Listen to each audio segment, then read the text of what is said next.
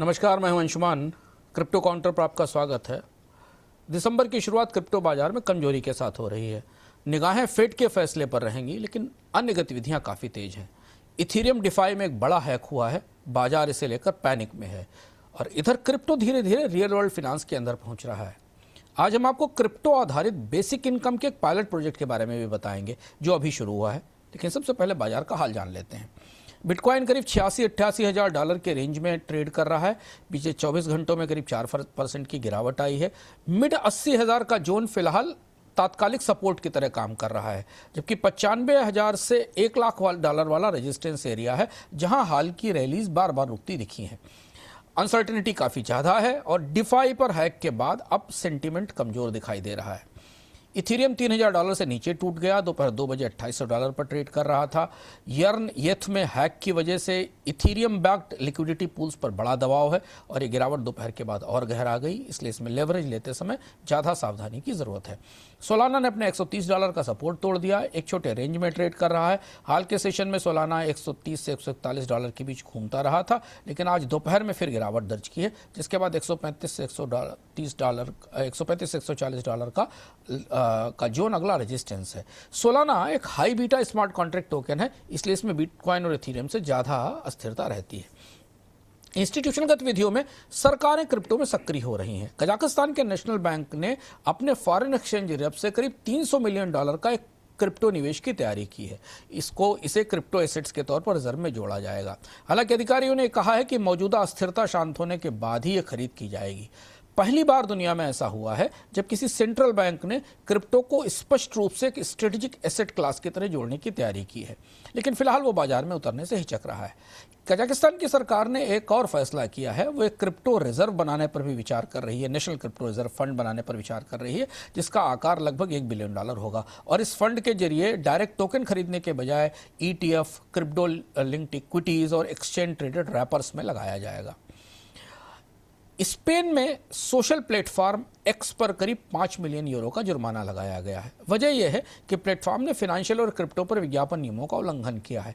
यह कदम यूरोप का जो नया क्रिप्टो कानून है, माइका, उसके तहत उठाया गया है। इसी तरह स्पेन से भी एक और महत्वपूर्ण और दिलचस्प खबर है। स्पेन के फुटबॉल क्लब बार्सिलोना ने अपने नए ब्लॉकचेन स्पॉन्सर की तरफ से लॉन्च किए गए क्रिप्टो टोकन से खुद को अलग कर लिया है। क्लब ने कहा है कि इस कॉइन से उसका कोई संबंध नहीं है। रेगुलेटर्स को इस बात का डर है कि इस तरह के फैसलों से और इस तरीके के अनुबंधों से स्पेकुलेटिव टोकन्स को बढ़ावा मिलेगा। एक्सचेंज और कंपनियों की दुनिया में Coinbase crypto for social policy के तहत न्यूयॉर्क में एक यूनिवर्सल बेसिक इनकम का पायलट प्रोजेक्ट कर रहा है, जहां पर स्टेबल कॉइन के जरिए कम आय वाले लोगों को नगद सहायता दी जाएगी। यह अपने तरीके का पहला प्रयोग है जिसमें स्टेबल कॉइन को जन कल्याण के कार्यक्रमों से जोड़ा जा रहा है। शुरुआत में 160 लोगों का पायलट पूल बनाया गया है। इस मामले में हम विस्तार से आगे बात करेंगे। हाल में क्रिप्टो कैश के बाद कई बड़े एक्सचेंज और डेरिवेटिव्स ने चुपचाप वर्चुअल फ्यूचर प्रोडक्ट्स पर और मार्जिन रूल्स पर जोखिम नियंत्रण और सख्त कर दिए हैं। मैक्सिमम लेवरेज कम किए गए हैं, मार्जिन बढ़ा दिए गए हैं और वोलेटाइल मूव्स के दौरान, बाजार में तेज उतार चढ़ाव के दौरान सौदों को तेजी से काटा जाएगा, लिक्विडेट किया जाएगा। आज की सबसे बड़ी खबर जो आई वो डिफाई की दुनिया से आई, डिफाई वेब3 की दुनिया से आई। यर्न फाइनेंस के येथ यील्ड इथीरियम प्रोडक्ट में बहुत बड़ा हैक हुआ है। हैकर ने कॉन्ट्रैक्ट की कमजोरियां का फायदा उठाकर येथ सप्लाई का ऑर्डर मिंट किया, तैयार किया और फिर उससे जुड़े बैलेंसर लिक्विडिटी पूल से इथीरियम और लिक्विड स्टेकिंग टोकन्स खींच लिए। शुरुआती अनुमानों में करीब 2.8 से 3 मिलियन डॉलर का नुकसान हुआ है। हालांकि अच्छी बात यह है कि यर्न की जो कोर V2 और V3 वॉल्ट्स हैं वो सेफ रही हैं, लेकिन इससे स्टेकिंग के जो कॉम्प्लेक्स रैपर्स हैं उन पर बड़े सवाल उठे हैं और ऐसे हैकर बता रहे हैं कि ऊपर से बेहद मजबूत दिखने वाले डिफाई प्रोटोकॉल्स भी पूरी तरह सुरक्षित नहीं है। अगर रिटेल मैट्रिक्स को देखें या रिटेल का सेंटीमेंट देखें तो दिसंबर की शुरुआत तक ये दिखने लगा है कि जो कंपोजिट फियर और ग्रीड इंडिकेटर है वो एक्सट्रीम फियर जोन के करीब है, जो 2022 के मंदी वाले बाजार जैसा माहौल बनाता है। यर्न के येथ हैक के बाद सोशल मीडिया में और ऑनचेन सर्किल में डिफाई हैक्स, इनफाइनाइटमेंट और टॉर्नेडो कैश जैसे तमाम कीवर्ड्स सर्च और डिस्कशन में आ गए हैं।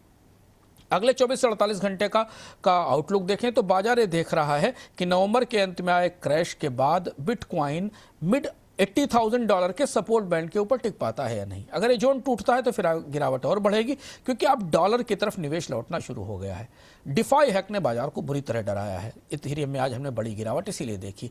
येत की जांच में ऐसा लगा कि लेगेसी टोकन के मामले खुलते हैं तो डिफाई पर भरोसा हिल जाएगा और लिक्विडिटी में कमी आएगी। अब आज के क्रिप्टो विजडम पर आते हैं। ये आज का सबसे दिलचस्प और सबसे महत्वपूर्ण खबर है।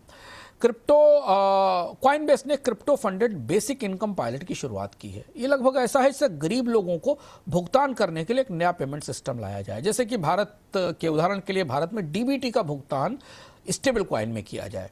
इस पायलट से पता चलेगा कि स्टेबल कॉइन पेमेंट पुरानी बैंकिंग की तुलना में कितना पारदर्शी है, कितना तेज है, कितना सस्ता है और कितना सहज हो सकता है। न्यूयॉर्क वाले मॉडल में एक स्वयंसेवी संस्था ने कॉइनबेस के साथ मिलकर $12,000 के आसपास के यूएसडीसी करीब 160 लो इनकम लोगों को भेजे हैं। ये देखा जा रहा है कि उनका ये जो wallet based stable coin cash है उनकी कितनी मदद करता है और इसका कैसे इस्तेमाल करते हैं। पूरी दुनिया की निगाहें इस प्रयोग पर हैं, क्योंकि इससे स्टेबल कॉइन को मुख्य धारा के विनिमय से एक्सचेंज से जोड़ने में मदद मिलेगी। एक्सचेंज के लिए इससे कारोबार बढ़ेगा, लेकिन आम लोगों को इससे तेज सरकारी मदद का रास्ता खुल सकता है। क्रिप्टो काउंटर में आज इतना ही। कल फिर मिलेंगे नए अपडेट्स के साथ।